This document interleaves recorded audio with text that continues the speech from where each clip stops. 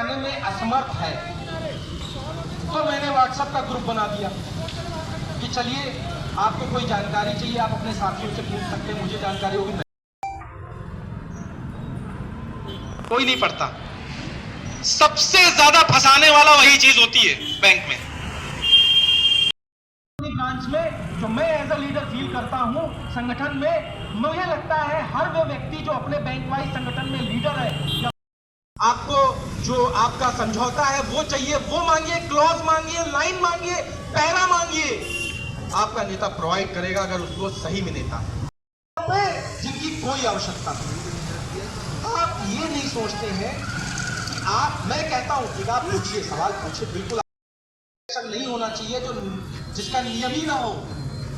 तो आप एक बात बताओ, ऐसी कोई चीज अगर आपने पूछ ली जो अस्तित्व में ही आज आप बैंक हड़ताल है, किस तरह की हड़ताल है, क्या मांगे हैं? हमारी ये हड़ताल United forum of bank union के तत्वाधान में सभी 9 बड़े संगठन बैंक कर्मचारी एवं अधिकारियों के जो है इस हड़ताल में शामिल हैं। ये हड़ताल 26 तारीख रात 12 बजे से 27 तारीख रात 12 बजे तक है। ये एक सांकेतिक हड़ताल है उस सरकार को जगाने के लिए जिसने हमारे बाइपार्टाइट सेटलमेंट 12वें द्विपक्षीय समझौते व 9वें ज्वाइंट नोट के कॉलम में जो आईबीए के साथ, भारतीय बैंकिंग संघ के साथ यूनियनों का समझौता हुआ था 5 दिवसीय मांगों को लेकर के, जिसमें उन्होंने अपनी सहमति जताई थी कि हम बैंक कर्मचारियों को 5 दिवसीय मांग पूरी करेंगे, लेकिन गवर्नमेंट के अप्रूवल के लिए पिछले लगभग 1.5 साल से 8 मार्च 2024 में यह समझौता हुआ था, तब से आज तक की वो फाइल, वो 5 दिवसीय की मांग हमारी पूरी नहीं हुई है और आज भी वो फाइनेंस मिनिस्ट्री में लटकी हुई है, जिसके तहत हम ये हड़ताल कर रहे हैं। हमारे बैंक कर्मचारी दिन रात पब्लिक की सेवा करते हैं और तनाव में रहते हैं। उस तनाव को दूर करने के लिए, सोशल जस्टिस के लिए, मेंटल पीस के लिए और जो हमारे जो सामाजिक अधिकार हैं उनकी प्राप्ति के लिए हम ये मांग चाहते हैं। और इस मांग के लिए हमने, ऐसा नहीं है कि हमने छुट्टी ही मांगी है, हमने अपने कार्य दिवस में रोज 40 मिनट का इजाफा भी किया है कि अगर ये लागू होता है तो रोज जो हमारा नॉर्मल वर्किंग आवर था उसको हम 40 मिनट और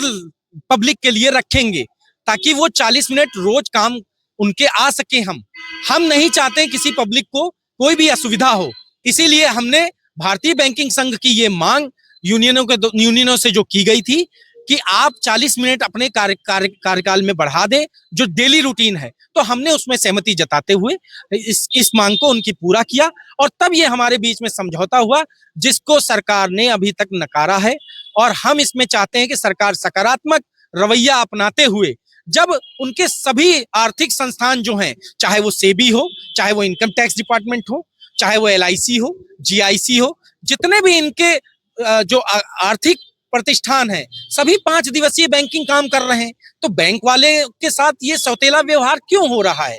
हम बस यही चाहते हैं और हम अपनी मांगों के साथ सुदृढ़ हैं और आगे यदि सरकार इसी अडिग रवैये के साथ रही तो हम वित्त मंत्रालय से ये कहना चाहेंगे कि हम आज 1 दिन की हड़ताल जो 3 दिन बंद के साथ में रही है, इसको और ज्यादा वृहद करते हुए आगे भी 7-8 दिन की हड़ताल करने पे विवश होंगे। इसकी पूर्णतः जिम्मेदारी सरकार की होगी और हम इसमें अपना जो प्रदर्शन कर रहे हैं, हम आप लोगों से भी आग्रह करना चाहते हैं कि बैंक कर्मचारी कितने प्रेशर में कर रहे हैं, पब्लिक भी इसका सपोर्ट करे। वो जाते हैं, स्टाफ की कमी होती है, उनको भी जो दुख होता है उस पर भी हम सहमति जताते हैं। ऐसा नहीं होना चाहिए, स्टाफ की प्रॉपर भर्ती करे सरकार और प्रॉपर भर्ती के साथ में